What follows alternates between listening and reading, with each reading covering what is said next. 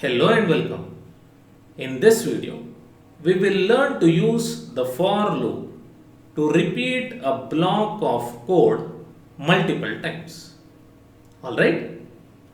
Now, in the previous video, we had learned to use while loop. In this video, I will take the help of while loop to explain you the concept of for loop.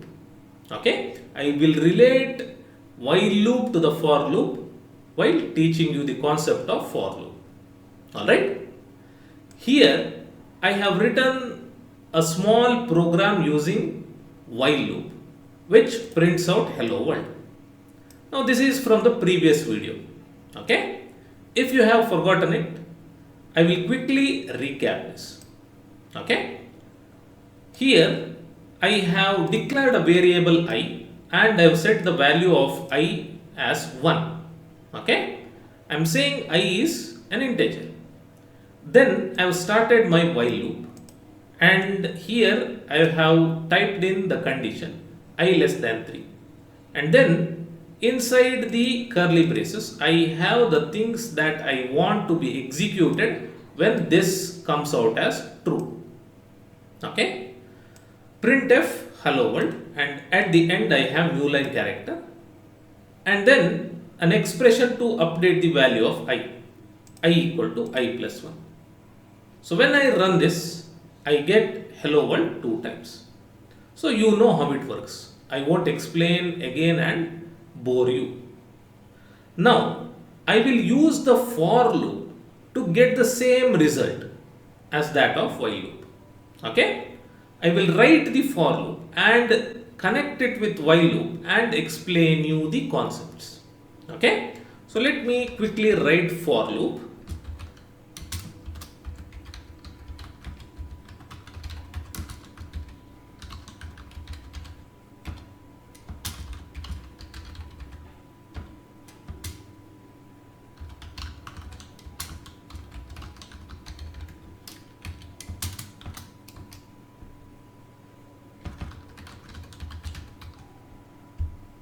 Okay, so basically this is the for loop. Alright, it is as simple as this: for keyword, and then inside brackets we have 3 things. One is initialization expression, second is the condition, and third is the update expression. Okay, and inside curly braces we should have the statements that we want to execute when the condition comes out as true. Okay, so this is basically the for loop. Now let me relate while to for. Initialization expression is this. So let me copy this and paste it here. Okay, so this goes here, initialization expression. Okay, then condition, this is the condition, so condition goes here. Okay, condition goes here, and then update expression, this is the update expression and it goes here. Finally the statements, which is this, which goes here, and it is as simple as that. Alright, so what did we do? Basically we just copied the things of while loop into the for loop, that's all, right? And we have our for loop. So here what we do is initialize the variable separately, then we have condition, and then inside the while loop we have our update expression. But in the for loop we have all 3 inside the brackets and at the beginning. Okay, so now let me cut this. Okay, let me remove this, and now let me run this and check if I get the same result or output. Okay, so let me run it and I get hello world. I get the same result that I get using while loop. So let me have while loop here and let me run it once again to get 4 hello worlds. First two are from while loop, the last two are from for loop. Okay? Yes. Now let me explain you how for loop works. Here we have said int I equal to 1. This is initialization expression, okay, which is similar to this. Now here in the for loop, this is executed only once and only at the beginning of the execution of for loop. Okay, in other words, when the for loop runs for the first time, this is executed and that is all. This is not touched thereafter. Okay, so this runs only one time, and that too when the for loop runs for the first time. Okay, yes. So when the for loop runs for the first time, this is executed and then this is checked. This is the condition. Only if this comes out as true, whatever is in the curly braces will be executed. If this comes out as false, then this will be skipped. Okay. So now I is less than 3. We have said I equal to 1. It checks whether 1 is less than 3. So this becomes true. And so this is executed. Okay. And so we get our hello world. And after it is executed, the control goes to this one. Okay, control goes to this one. So remember that only after executing whatever is inside the curly braces, the control goes to this one and the value of I gets updated. So I initially is 1. So 1 is added to 1 becomes 2 and I becomes 2 now. Okay, new value of I is 2. That is the first iteration. In the second iteration, it checks whether I value, which is currently 2, is less than 3. 2 is less than 3. This is true and so this is executed. Now the control goes to this and 1 is added to 2. It becomes 3. So the new value of I is 3 now. Now it checks whether 3 is less than 3. 3 is not less than 3 and so this is false and this is skipped and the control goes to the next line. Okay. So only for the first iteration this is executed. Thereafter this is not executed.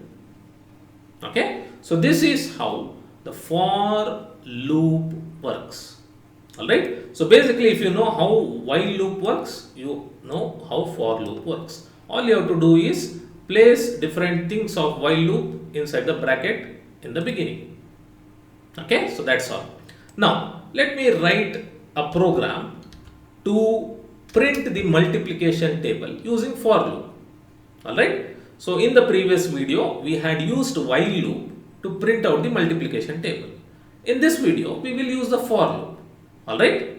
So now as an exercise, I want you to pause the video and try it on your own. Okay. Try it on your own. If you are able to succeed, it is fantastic. If not, I will do it now. Okay. Yes. So then I will continue. I want to ask the user the number of which the multiplication table should be printed. So I'll say int num. Okay, int num, and then I'll print enter a number. Okay, enter a number.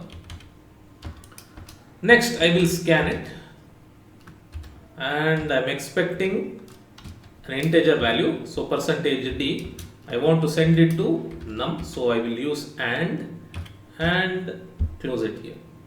Okay. Now for I is equal to 1, I is equal to 1, I less than or equal to 10. Okay, I less than or equal to 10. So this should be I less than or equal to 10. And then I is equal to I plus 1. So this is same. This is same. All I changed was this. Okay. So now let me print out the multiplication table. Alright. So how do I want it? You already know. Correct? You already know. So percentage D X for into symbol, percentage D is equal to percentage D. Alright. So percentage D, percentage D, percentage D. Now what should go here? What should go here? The number that the user has entered. So first should be the number, comma. What should be here? 1, 2, 3, 4, 5, correct? So I should be in the second position. And then what should be here? The product of num and I, correct? So num into I. Alright? Yes. So our multiplication table is ready. So let me run it and make modifications if anything required. So it says enter a number. I'll enter 7 and I get multiplication table but all in a single line. So here I will add a new line character and run it once again. Enter 7 and I have the multiplication table of 7. Okay. So 7 is what we entered, which will be stored in num, which will come in the first position here. 1, okay, here. Percentage D, the second one is for I value, so 9 in the 9th iteration. And then this percentage D is for the product. So 9 into 7, 63. Num into I is 63. Alright? Yes. So I hope you have also written the same program. If not, then look at this and make necessary corrections. Okay? As an exercise, once again, what I want you to do is get the multiplication table in reverse order. Alright? I want you to get from 10 till 1. In this video, we have got from 1 to 10, but I want you to get from 10 to 1. 7 tens are 70, should be first. Then 7 nines are 63, should be second, and so on. Alright? Yes. So this is how we use for loop to repeat a block of code multiple times. Okay? Yes. So that's it for this video. I'll see you in the next video. Till then, take care and thank you for watching.